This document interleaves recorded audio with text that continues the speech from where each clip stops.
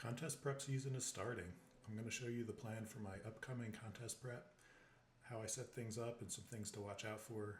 And you can feel free to steal this and use it for your own diet, whether you're competing or not. It's always good to have a plan, and even if you're not competing in a show, you can use this method. So this is the plan that I've laid out here, and I'll just walk you through the steps in setting something like this up. So the show that I've picked out is the Adela Garcia in June in Austin, Texas. So what I start with is my current body weight and what I think my body fat percentage is.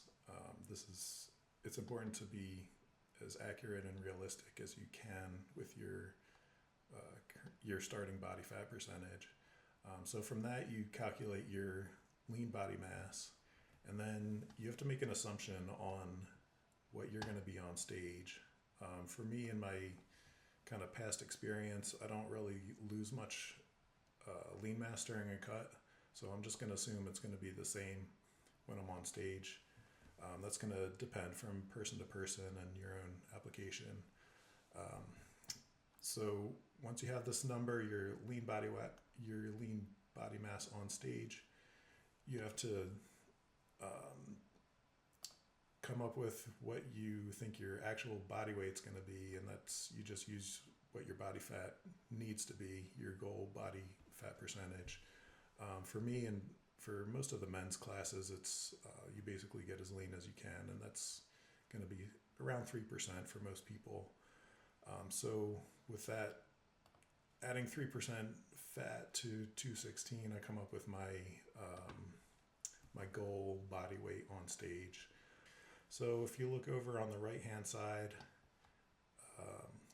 I've put together the other shows in the area that that I can choose to do if I get off track and I need to, like if I'm getting ready early or if I'm a little late, I can pick one of these other shows if needed.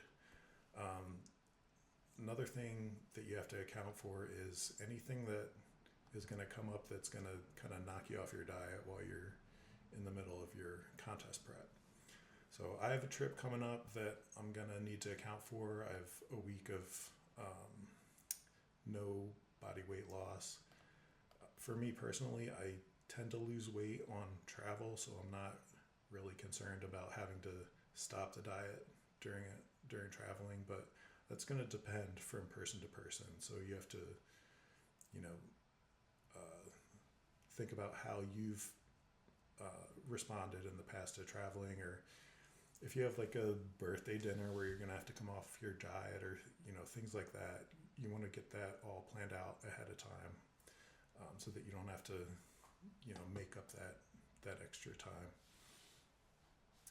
Another thing you'll see down at the bottom, I have a couple of weeks where I'm not losing any weight, and that's going to allow me to do a practice peak week. So 2 weeks out, I like to run through the whole contest prep as if I'm actually getting on stage, so I can practice carbing up, how I'm going to look, running through all the foods that I need to eat and amounts, and get a pretty good idea of what has to actually happen on the week of the show.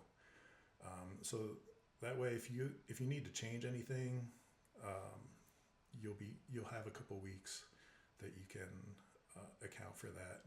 If you don't have this extra time here,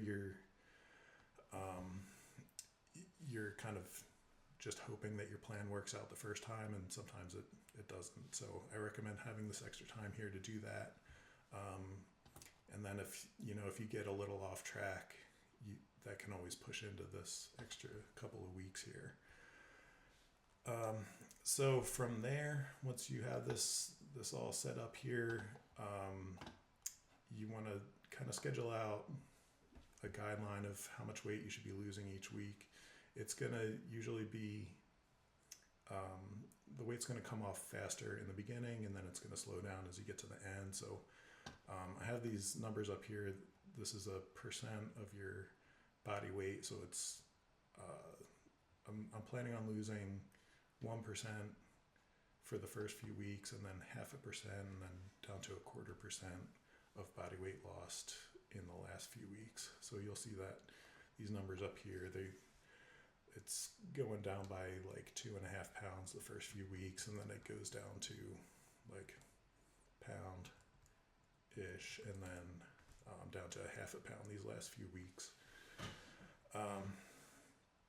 So that's pretty much it. This is kind of what I would recommend for most people competing, and even if you're not competing, you know, it's good to have like a particular goal that you can set up and plan for. And so I'm gonna have other videos coming out on other things that come up during contest prep, so check those out.